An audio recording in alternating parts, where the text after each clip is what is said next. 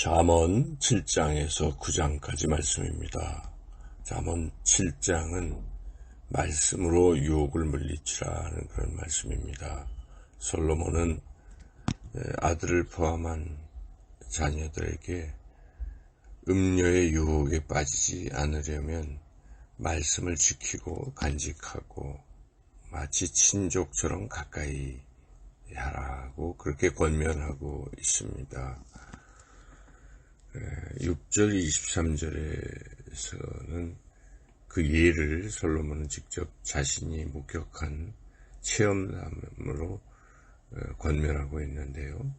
솔로몬은 집에서 늦은 저녁 시간에 밖을 내다보다가 한 지혜 없는 젊은이가 음료의 유혹에 빠지는 장면을 목격합니다. 음료는 보름간 집을 비운 남편 몰래 남자들을 불러 음란한 짓을 하는 여자였습니다.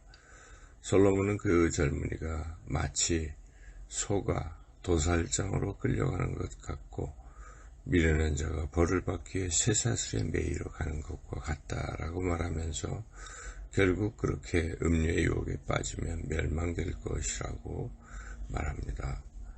결론적으로 솔로몬은 말씀으로 음료의 유혹에 빠지지 말라 그렇게 권면합니다. 잠언에서는 이 음란한 것에 대해서 매우 경고하고 있습니다. 그래서 2장, 5장, 6장, 22장, 23장, 30장에 계속해서 음란함을 경고하고 있고 10계명의 제7계명도 간음하지 말라죠. 하나님께서 이 음란함을 매우 싫어하신다는 것을 성경은 말씀하고 있습니다. 오늘 본문에서도 솔로몬은 음료의 유혹에 빠지는 것은 참으로 불행한 일이라고 묘사했습니다. 음료를 따르는 것이 마치 소가 도수장으로 가는 것과 같고 벌 받기 위해서 쇠사슬에 매이러 가는 것과 같다라고 그렇게 묘사했습니다. 멸망의 길로 간다는 것입니다. 우리가 음란함에서 벗어나야 할 텐데 오늘 말씀은 벗어날 수 있는 길도 함께 제시해주고 있습니다. 음란함에서 벗어나려면 첫째 무엇보다 음란한 환경에 놓이지 않도록 주의해야 하고 혹시 놓였다면 속히 벗어나도록 해야 한다는 것이죠.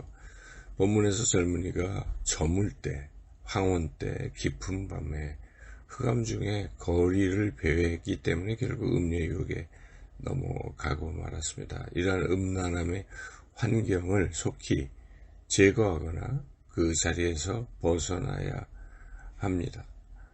마치 창세기에 나오는 요셉이 보디발의 아내의 유혹의 자리에서 속히 벗어났던 것과 같이 그 자리에서 벗어나는 것이 음란함에 빠지지 않는 길입니다.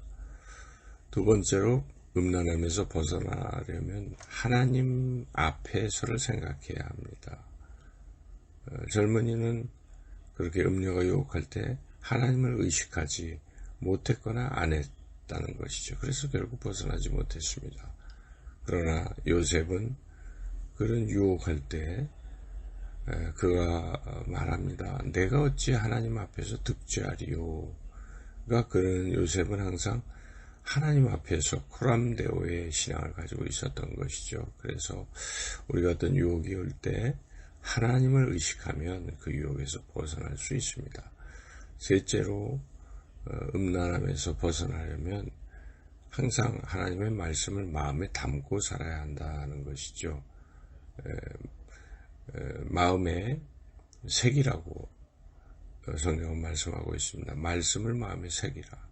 묵상하고 마음에 새기고 말씀을 성령의 검으로 사용하라. 그러면 마귀의 유혹을 물릴 수 있다라고 말씀하고 있습니다. 우리 예수님께서도 마귀의 유혹 앞에서 하나님의 말씀으로 그 유혹을 물리쳤습니다. 가나안 정복을 앞둔 여호수아에게 하나님께서 당부하신 말씀은 말씀을 입에서 떠나지 말게 하고 주야로 묵상하고 지켜 행하라라고 말씀하셨습니다. 시편 기자도 시편 119편에서 청년이 무엇으로 그 유혹을 깨끗게 하리까 오직 하나님의 말씀으로 깨끗게 할 것이다 라고 노래했습니다.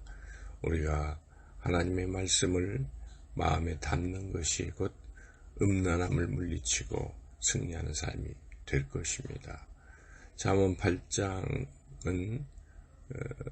그러한 주제, 하나님 말씀을 마음에 두고 그리고 말씀을 적용하라는 것이죠. 시인은 솔로몬은 1절 21절에서 지혜가 주는 유익함이 어떤 것인지를 노래합니다. 지혜는 선한 것, 정직함, 진리, 의로움, 공의, 부귀를 준다라고 강조하고 있습니다. 그렇게 좋은 지혜가 초청한다면 응하는 것이 마땅하다는 것이죠. 또 솔로몬은 이 지혜가 창조 때부터 존재한다라고 말합니다. 22절 31절에 지혜는 창조 전부터 존재한다. 지혜는 하나님께서 창조하실 때도 함께 있었다라고 말하고 있습니다. 그래서 32절 36절에서는 그 지혜를 얻으면 생명을 얻을 것이고 잃으면 사망에 이르게 된다라고 말씀하고 있습니다. 지혜가 무엇입니까? 창조 전부터 존재하는 것. 곧 지혜는 하나님의 말씀이자 예수 그리스도를 가리키고 있습니다. 그러므로 우리가 이 지혜이신 예수 그리스도 하나님의 말씀을 어떻게 대해야 되는가 더 가까이 해야 합니다.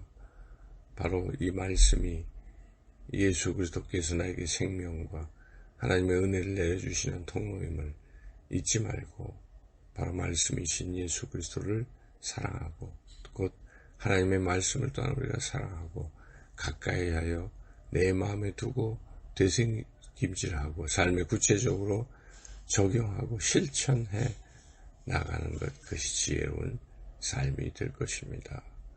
훈계를 들어서 지혜를 얻으라. 그것을 버리지 말라. 대전하를 얻는 자는 생명을 얻고 여호와께 은총을 얻을 것임이라. 8장 33절 말씀을 우리가 더욱 마음에 새기고 오늘도 말씀과 함께 그 말씀을 묵상하며 말씀을 실천하며 살아가는 저와 여러분이 되시기를 간절히 소망합니다. 이제 마지막 잠언 9장에서는 이 세상 것을 내려놓고 예수님을 따르라고 권면하고 있습니다. 그래서 솔로몬은 젊은이들에게 지혜가 있는 자와 지혜가 없는 자를 비교하면서 지혜 없는 자들은 지혜를 구하라, 지혜의 초청에 응하라 라고 권면하고 있습니다. 또한 솔로몬은 이런 거만한 자에게는 권면하지 말라, 지혜 있는 자에게 권면하라고 권면하고 있습니다. 그래서 솔로몬은 거만한 자나 악인들을 책망하면 그들이 도리어 능욕하고 하기 때문에 그들을 책망하지 말라. 그러나 지혜 있는 자를 권면하면 그들은 권면하는 자를 사랑할 것이기에 그들을 책망하라고 권면합니다. 지혜 있는 자에게 권면하고 말씀을 주고 교훈을 더해주면 더욱 지혜로워지고 또 더 학식이 더해지고 그들이 또한 지혜를 전달하는 자가 될 것이다 라고 말하고 있습니다. 그러나 어리석은 자들은 지혜를 받지 않는다는 것이죠. 솔로몬은 끝으로 이렇게 어리석은 자들의 최후에 대해서 멸망의 길로 간다라고 말씀하고 있습니다. 그래서 우리가 이 지혜를 따라가야 합니다.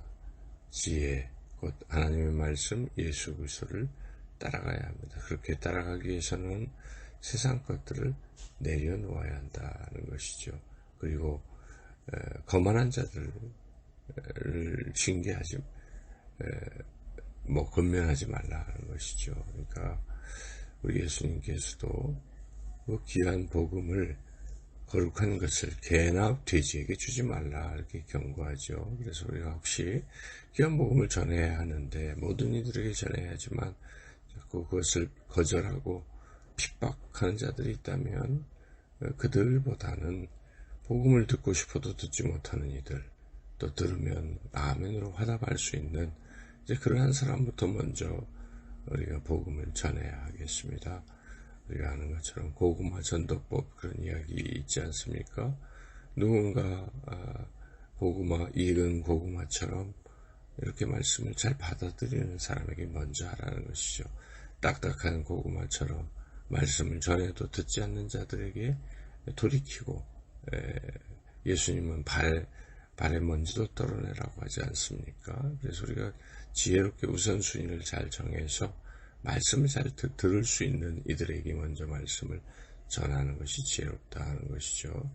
그리고 6절에 말씀한 대로 어리석음을 버리고 생명을 얻으라 하는 것처럼 우리가 세상 것들을 버려야 또 하나님의 말씀 지혜를 얻고 생명의 길로 나아가게 될 줄로 믿습니다. 오늘도 생명 하나님의 은혜를 받을 수 있는 이 하나님의 말씀 예수 그리스도를 깊이 묵상하고 동행하고 그 말씀대로 살아가셔서 생명의 길로 나아가시는 저와 여러분 모두가 되시기를 주님의 이름으로 축원합니다.